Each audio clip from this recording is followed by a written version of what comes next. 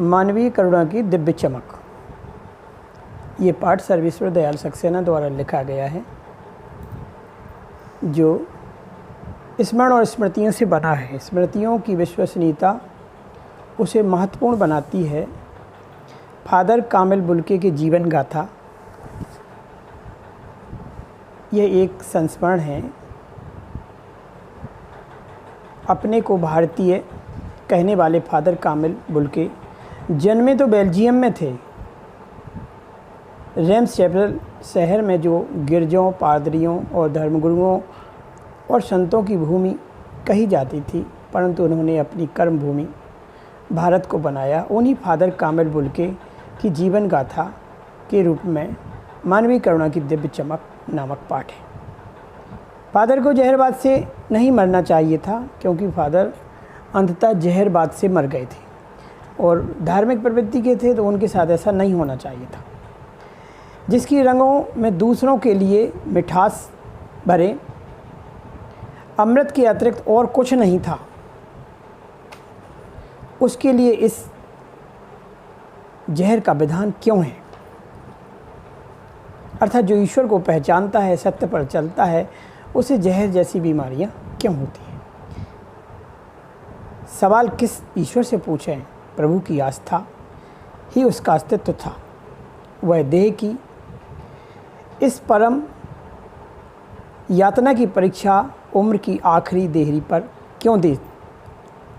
एक लंबी पादरी के सफ़ेद चोंगे से ढकी आकृति, सामने गोरा रंग, सफ़ेद झाई मारती हुई भूरी दाढ़ी, नीली आँखें, बाहें खोल खोल गले लगाने को आतुर, इतनी तन्मयता, इतनी ममता, इतना अपनत्व इस साधु में अपने हर प्रियजन के लिए उमड़ता है। मैं 35 साल से इसका साक्षी हूँ। लेखक सर्वेश्वर दयाल सक्सेना कहते हैं कि मैं 35 साल से इस बात का साक्षी हूँ। तब भी जब यह इलाहाबाद में रहते थे और तब भी जब ये दिल्ली आते थे। आज उन बाहों का दबाव मैं अपनी छाती पर महसूस करता हूँ। फादर को याद करना एक उदास शांत संगीत के सुनने जैसा है, क्योंकि उनको याद करके मन प्रसन्न हो जाता है, जिस प्रकार से संगीत सुनने से प्रसन्न होता है। उनको देखना करुणा के निर्मल जल में स्नान करने जैसा है, जैसे किसी पवित्र जल में स्नान कर लिया हो, ऐसा उनको देखने से एहसास होता था। और उनसे बात करना कर्म के संकल्प से भर जाना, यानी अपने कर्तव्य पथ में लग जाना।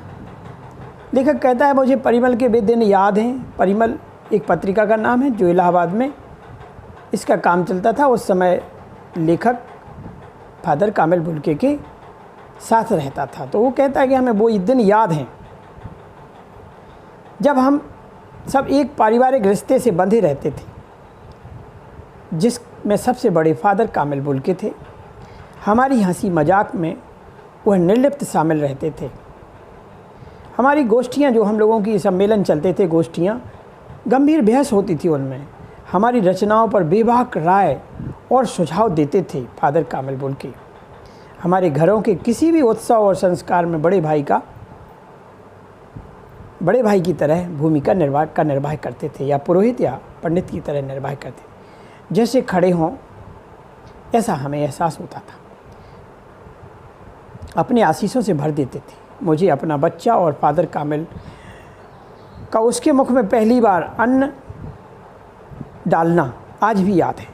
यानी बच्चे की जब प्राशन संस्कार हुआ था, अन्न प्राशन संस्कार, तो उसमें फादर कामिल बुल्के के हाथों से खिलाया गया था। नीली आँखों की चमक में तैरता हुआ बादशाह भी जैसे किसी ऊंचाई पर देवदारू के वृक्ष, जैसे देवदारू के वृक्ष की छाया ठंडी होती है, ऐसे ही फादर कामिल बुल्के का साथ। कहाँ से शुरू करें? इलाहाबाद की सड़कों पर फादर की साइकिल चलती दिखती थी। वह हमारे पास आकर रुकती थी, मुस्कुराते हुए उतरते। देखिए देखिए, मैंने उसे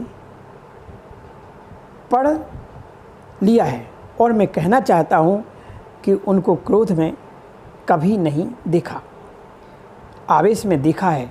हमेशा कुछ न कुछ करते रहते थे।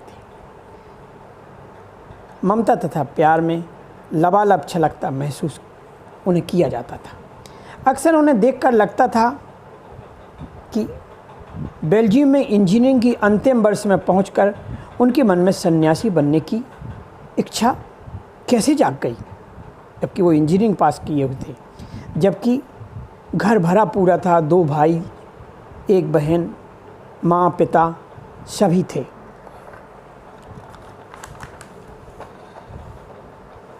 आपको अपने देश की याद आती है तो कहा करते थे मेरा देश तो भारत है। मैं जन्मभूमि की पूछ रहा हूँ तो कहा करते हाँ आती है, बहुत सुंदर है मेरी जन्मभूमि। रेम्स चैपल। घर में किसकी याद आती है तो कहा करते थे माँ की याद आती है। फिर अक्सर माँ की स्मृति में डूब जाते। उनकी माँ की चिट्ठियाँ अक्सर उनके पास आती थीं।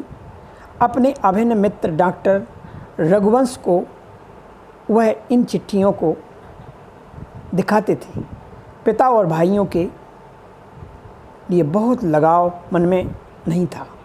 पिता व्यवसाय करते थे। उनका एक भाई पादरी हो गया था, एक भाई काम करता था। उसका एक परिवार है। बहन सख्त और ज़िद्दी थी। बहुत देर से उसने शादी की। फादर को एकाध बार उसकी शादी की चिंता व्यक्त करते उन दिनों देखा जाता था। भारत में बस जाने के बाद 2 या 3 बार अपने परिवार से मिलने के लिए बेल्जियम गए।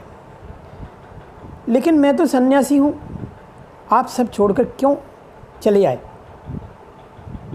प्रभु की इच्छा थी। वह बालकों की सी सरलता से मुस्कुराते हुए बोला करते थे। माँ ने बचपन में ही घोषित कर दिया था कि लड़का हाथ से गया, क्योंकि बचपन से ही लगता था कि ये धार्मिक प्रवृत्ति का है और निश्चित है ये फादर बन जाएगा। और सचमुच इंजीनियरिंग की अंतिम वर्ष की परीक्षा की पढ़ाई छोड़कर फादर बुल के सन्यासी होने जब धर्मगुरु के पास गए और कहा मैं सन्यास लेना चाहता हूँ, तब उन्होंने एक शर्त रखी। सन्यास लेते समय सन्यास चाहने वाला एक शर्त रख सकता है। तो उन्होंने कहा मैं भारत जाऊंगा। भारत जाने की बात क्यों उठी नहीं जानता, बस मन में यह था। उनकी शर्त मान ली गई और वह भारत आ गए। पहले जेसेट संघ में 2 साल पादरियों की धर्माचार की पढ़ाई की, फिर 9-10 दार्जिलिंग में पढ़ते रहे। कलकत्ता में बीए किया और फिर इलाहाबाद में हिंदी से एमए किया। उन दिनों धीरेन्द्र वर्मा हिंदी विभाग के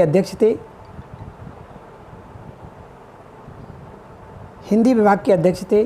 शोध प्रबंध प्रयाग विश्वविद्यालय के हिंदी विभाग में 1950 में पूरा किया। यानी इन्होंने शोध में ये थीसिस लिखी, उसमें राम कथा, भगवान राम की कथा लिखी। ईसाई होते हुए भी इन्होंने भगवान राम का सुंदर चित्र लिखा, तभी तो ये भारतीय लोगों को प्रिय थे। उत्पत्ति और विकास, राम कथा उत्पत्ति और विकास पर इन्होंने थीसिस लिखी। परिमल उसके अध्याय पढ़े गए थे। फादर ने मातरलिंग के प्रसिद्ध नाटक ब्लू बर्ड, जो इंग्लिश का था, उसका हिंदी में रूपांतरण किया। नीलपंछी के नाम से लिखा। बाद में सेंट जोबियर्स कॉलेज रांची में हिंदी कोर्स को तैयार किया, यानी हिंदी डिक्शनरी को बनाया, इंग्लिश से हिंदी। बाइबल का अनुवाद हिंदी में किया और बीमार पड़े। पटना गए, पटना से दिल्ली आए और 47 वर्ष की देश में रहकर 73 वर्ष की आयु में जिंदगी जीकर फादर कामल बुल के संकल्प से सन्यासी थे। कभी कभी लगता कि वह मन से सन्यासी नहीं थे, रिश्ता बनाते थे तो तोड़ते नहीं थे। 10 साल मिलने के बाद, यानी 10-10 साल के बाद मिलने के बाद भी उनकी गंध महसूस होती थी। वह जब भी दिल्ली आते ज़रूर मिलते जुलते खोजकर, समय निकालकर, गर्मी सर्दी बरसात झेलकर मिलते रहते थे, चाहे 2 मिनट के लिए ही सही। यह कौन सन्यासी करता है? उनकी चिंता हिंदी को राष्ट्रभाषा के रूप में देखने की थी। हर मंच से वो ये बात कहा करते थे, हिंदी के लिए अपनी तकलीफ़ें बयान करते थे, इसके लिए अकाट्य तर्क देते थे जिन्हें कोई काट न सके। बस इसी एक सवाल पर उन्हें झुंझलाते हुए देखा गया। हिंदी वालों द्वारा हिंदी की उपेक्षा पर दुख करते थे कि हिंदुस्तान के होकर हिंदी की उपेक्षा करते हो। घर परिवार के बारे में, निजी दुख तकलीफ़ के बारे में पूछना उनका स्वभाव था और बड़े से बड़े दुख में उनके मुख से सांत्वना के जादू भरे शब्द सुनना एक ऐसी रोशनी भर देता था जिसकी गहरी तपस्या उनमें जन्मती थी। हर मौत दिखाती है जीवन को नई राह। मुझे अपनी पत्नी पुत्र की याद आ रही है, लेखक कह रहा है, और फादर के शब्द से झरती विरल शांति। आज वह नहीं है, दिल्ली में बीमार रहे और पता नहीं बाहें खोलकर इस बार उन्हें गले नहीं लगाया। जब देखा तब भी बाहें दोनों हाथों से सूजी हुई उंगलियों को ताबूत के जिस्म में पड़ी थी, यानी वो अपने संसार में नहीं थे। जो शांति बरसती थी उनके चेहरे पर वो स्थिर थी, तरलता जम गई थी। 18 अगस्त 1982 की सुबह 10 बजे का समय था। दिल्ली में कश्मीरी गेट के निकलसन कब्रगाह में उनके ताबूत को एक छोटी सी नीली गाड़ी में से उतारा गया। कुछ पादरी, रघुवंश जी का बेटा, उनके परिजन राजेश्वर उसे उतार रहे थे। फिर उसे उठाकर एक लंबी सकरी उदास पेड़ों की घनी छाह वाली सड़क से कब्रगाह में आखिरी छोर तक ले जाया गया और जहां धरती की गोद में सुलाने के लिए कब्र अबाक मुँह खोली हुई थी, ऊपर करील के कांटेदार वृक्ष की छाँव थी और चारों ओर कब्रें, तेज़ धूप चारों ओर से घेरी हुई थी। लेखक जैनेंद्र कुमार, विजयेंद्र स्नातक, अजित कुमार, डॉक्टर निर्मला जैन जो हिंदी के महान लेखक थे, और मसीही समुदाय के लोग वहाँ पर थे।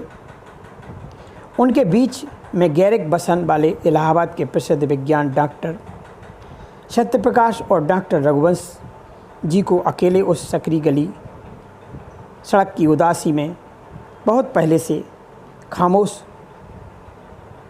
दुख की किन्हीं अपरिचित आहटों से दबे थे। सिमट आए थे कब्र के चारों ओर। फादर की देह पहले कब्र के ऊपर लिटाई गई। मसीही विधि से उनका अंतिम संस्कार हुआ। रांची के फादर पास्कल तोयना के द्वारा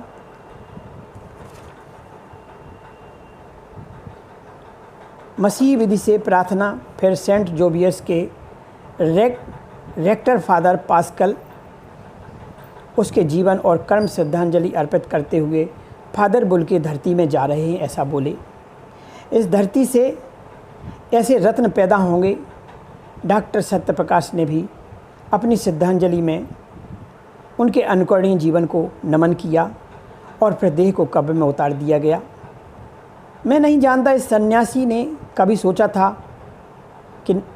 था या नहीं कि उसकी मृत्यु पर कोई रोएगा, लेकिन उस क्षण रोने वालों की कमी नहीं थी। भीड़ कब्रगाह के चारों ओर थी, सबकी आंखें नम थीं और उनसे आंसू झर रहे थे।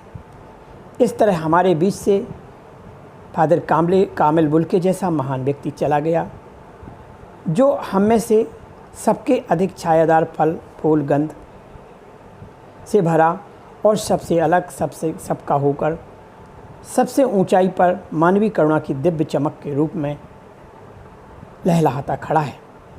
उसकी याद, उसकी स्मृति हम सब के मन में, जो उनके निकट थे, किसी यज्ञ की पवित्र आग की आँच की तरह आजीवन बनी रहेगी। मैं उस पवित्र ज्योति को श्रद्धापूर्वक नमन करता हूँ। इस तरह से लेखक कहता है। जय हिंद, जय भारत।